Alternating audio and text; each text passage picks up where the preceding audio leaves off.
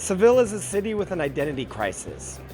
Catholicism just oozes out of its pores, and this is obvious on a week like this, Holy Week, the days leading up to Easter. Processions of religious statues make walking around a difficult task.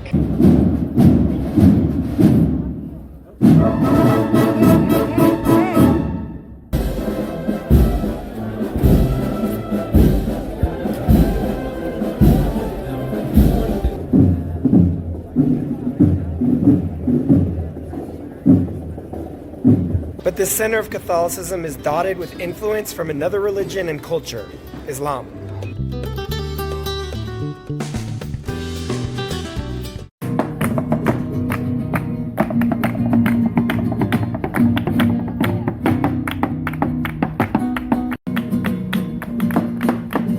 In ancient times, the outskirts of the city were the birthplace of two of Rome's most famous emperors, Trajan and Hadrian.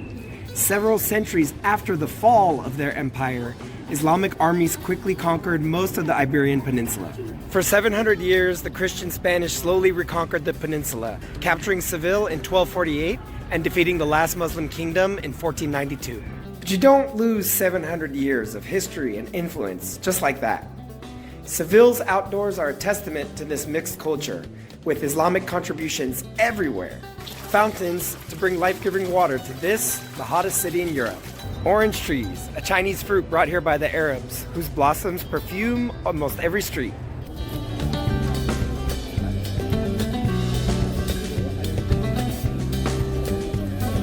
And Middle Eastern influence on the architecture. A perfect example is the Giralda bell tower. Up until the part with the bells, it could be mistaken for a minaret in Morocco. And that's because that's what it was. A place to call Muslims to prayer for Seville's ancient mosque.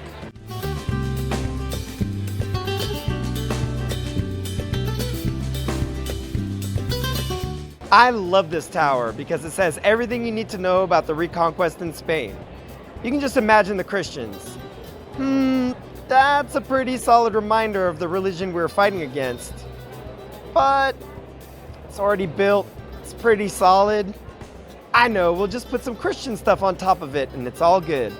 Also, what better visual symbol of Christianity triumphing over Islam than literally building on top of Muslim buildings? You can see this blunt message in former mosques across southern Spain.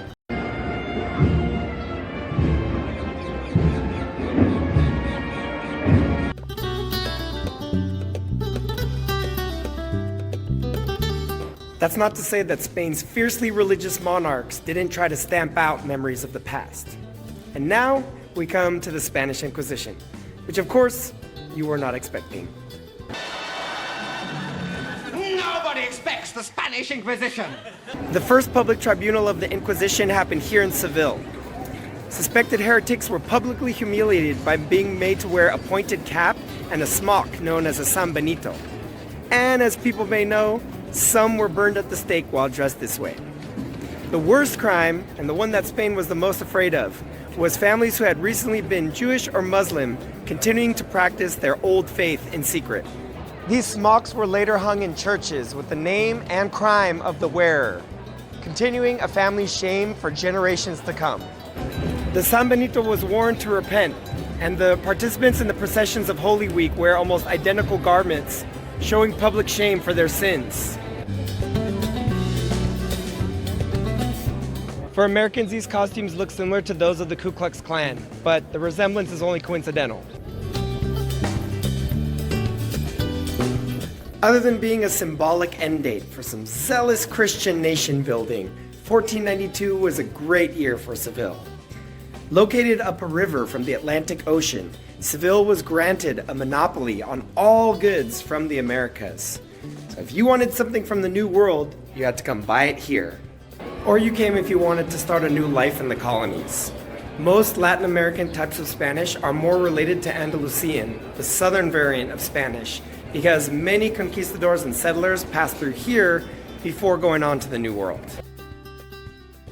Cerveza. Cerveza. Cerveza. One of these goods passing through Seville from the Americas was tobacco. Clearly, cigars and cigarettes were big business. When finished, the Royal Tobacco Factory here was the second biggest building in Spain. only smaller than the King's Palace outside of Madrid.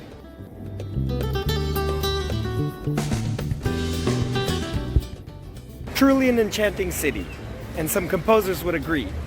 Seville holds the record as the place where the most operas are set. When it comes to travel recommendations for beautiful cities, I'd trust Beethoven, Mozart, and Bizet.